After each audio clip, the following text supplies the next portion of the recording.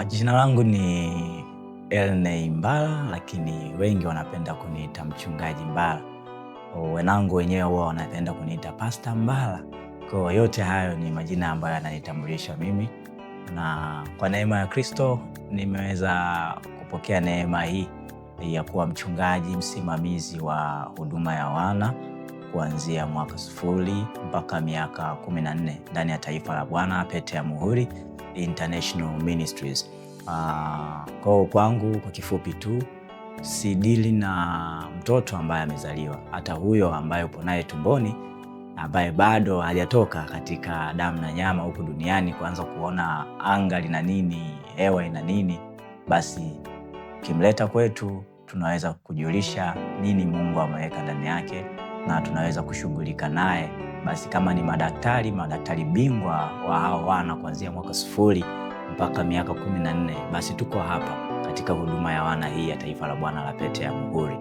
Na tunamshukuru Mungu kwa sababu mwaka huu kama ambavyo tunasherehekea kambi hii, ni moja ya sehemu ya kusherehekea miaka 4 tangu tulipoanza rasmi kuoperate ndani ya taifa la Bwana siku ya tarehe 5 mwezi wa 6 mwaka 2022, ambako Bwana alitupaka mafuta na kuanza rasmi kazi hii ya kuweza kuwasimamia wana wa Mungu kuanzia mwaka 0 mpaka miaka 14 ndani ya taifa hili la Bwana. Tunamshukuru Mungu kwa ajili yenu kijueni na Roho Mtakatifu.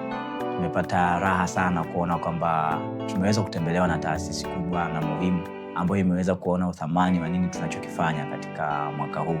Tupo hapa kambi leo ikiwa ni siku ya 4 ya kambi tangu tulipoanza tarehe 22 mwezi wa 6 siku ya Jumatatu, na ambayo tutahitimisha siku ya tarehe 28 mwezi wa 6 tukiwa na sherehe kubwa ya kusherehekea namna ambavyo wana wa Mungu wataweza kuonesha vipawa na utajiri wa Mungu alionao kwa ajili ya wazazi kuona na ulimwengu mzima kuona namna ambavyo wanaweza kuleta mapinduzi makubwa na kuleta majibu katika sekta mbalimbali zinazogusa maisha ya mwanadamu. Kwa hiyo tunamshukuru sana Mungu kwa ajili yenu kijueni na Roho Mtakatifu, nasi hatuwezi kuchoka kumshukuru Mungu na kuwaombea mzidi kufika mbali zaidi na zaidi, muweze kuwafikia watu wengi kwa njia rahisi kama ambavyo mnafanya hata sasa. Asanteni sana kijueni na Roho Mtakatifu.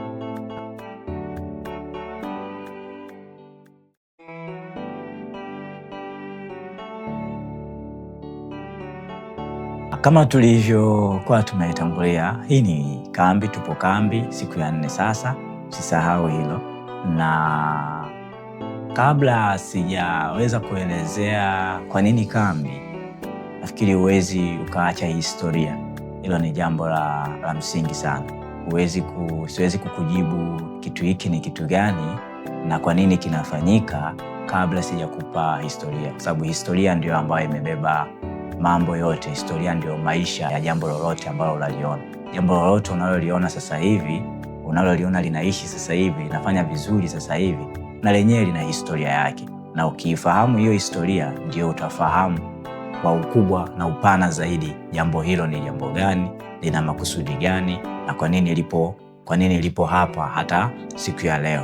Kwa hiyo itakupa urahisi wa wewe, badala ya kujudge tu na kuwa na tashwishi nyingi, kwa nini wanafanya hivi, kwa nini wanafanya hivi, kwa nini, ila historia itakupa hivyo vitu vyote. Kwa hiyo ningefurahi sana nikianza kuwaelezea historia, lakini pia kabla sijaelezea historia, nafikiri ni vyema pia tukafahamu neno lenyewe kambi lina maana gani.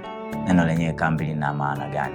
Ukitazama, sisi tunaamini na tunamwamini Bwana, tunaamini na neno lake. Kila kitu chema unachokiona kinaendelea duniani, kinachotokea ndani ya ufalme wa Mungu hapa duniani, ni kitu ambacho kimeanza na Mungu na hauwezi kukikosa kwenye Biblia. Kama kilianza na Mungu, lazima kitakuwepo. Kama sio kwenye kitabu cha Mwanzo, basi utakikuta kwenye kitabu cha Ufunuo. Kama sio kitabu cha Ufunuo, utakikuta kwenye vitabu vya manabii. Kama sio vitabu vya manabii, basi utakutana nacho kwenye vitabu vya historia ya Injili ya Yesu Kristo. Kwa hiyo vyote hivi vimeanza katika Biblia. So the same way, neno hilo kambi ni unaliona namna ambavyo kuanzia kwenye Biblia watumishi wa Mungu mbalimbali waliweza kupiga kambi tofauti. Ukianza kumfuatilia kuanzia baba yetu wa imani Abraham, unamuona tangu baada ya kulipokea neno, naye alikuwa na vituo kadhaa ambavyo alikuwa akiweka kambi kwa ajili ya kuelekea katika utimilifu wa lile neno la Mungu ambalo alikuwa amezungumza juu yake, kuelekea katika ile ahadi ya Mungu ambayo alizungumza, ahadi ya Roho Mtakatifu, ahadi ya kuwa na mataifa, kuwa baba wa mataifa mengi. Lakini kabla ya Abraham hapa tunamuona mzee Tera ambaye alikuwa ni baba yao. Mwanzo sura ya 11 unamuona Tera alikuwa amekusanya wanawe na kila mmoja alikuwa na maana yake. Kitazama kwa majina utajua kwa nini alimbeba Abraham, kwa nini alimbeba Sara, kwa nini alimbeba Rutu. Wote hao walikuwa na maana yake. Lakini Tera ambaye alikuwa na wazo sasa lile ambalo lilianza tunajiona kwa Abraham kwenye Mwanzo sura ya 12, Mungu anamwambia kuhusu kumfanya kuwa taifa kubwa na kumpeleka katika nchi ile ya ahadi, nchi ya Kanaani. Ile wazo lilianza na Mungu alianza kuzungumza na baba yake Tera. Tera anakusanya familia yake, anakwenda nayo wapi? Kanaani. Lakini wanafika mahali Harani, wanaamua kuweka kambi pale, ikiwa kama ni sehemu ya kupumzika, sehemu ya kuendelea kutafakari na kurejea tena nini ulikuwa ni mpango wa kuanza safari yao ya kuelekea Kanaani. Mpaka walipotoka mpaka hapo walipofika, wameweza wamepiga hatua ngapi? Wameweza kufanikisha kwa kiasi gani? Wapi ambako walikuwa wanahitaji maboresho zaidi? Kwa hiyo vyote vilikuwa vinaonyesha sehemu ya kambi ni sehemu ya kufanya nini. Kwa hiyo ilikuwa pia ni sehemu ya kuweza kuwa revived, kufanywa tena upya. Ukisoma kitabu cha Mwanzo sura ya 26, wakati njaa kali ilipotokea, zaidi ya ile njaa iliyotokea kipindi cha Abraham baba yake na Isaka akiwa anataka kufanya jambo lile kama aliyofanya baba yake, kutoka kukimbilia Misri, Mungu anamwambia hapana, Isaka, tulia hapo, maana baba yako alihifadhi sheria zangu, amri zangu, maagizo yangu.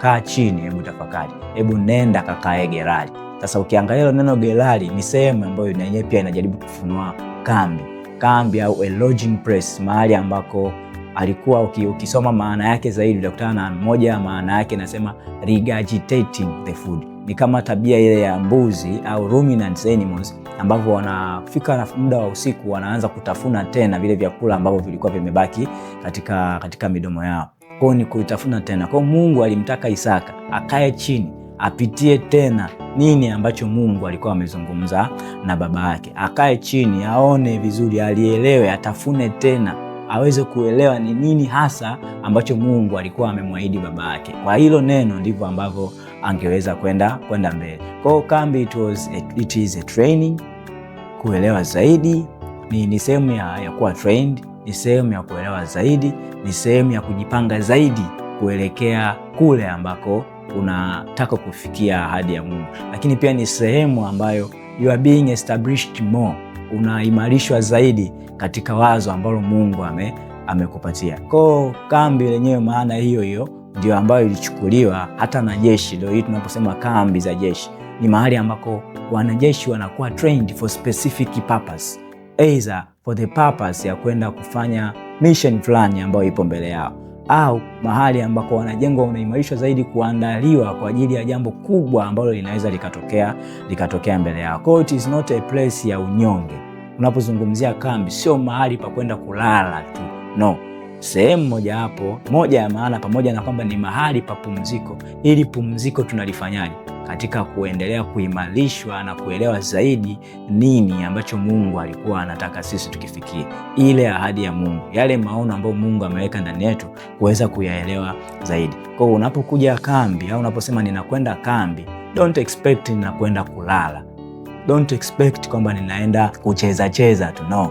You are going au unakuja mahali ambako unakuwa established. Kwa hata unaposema kambi ya wana, hii ni eneo la training.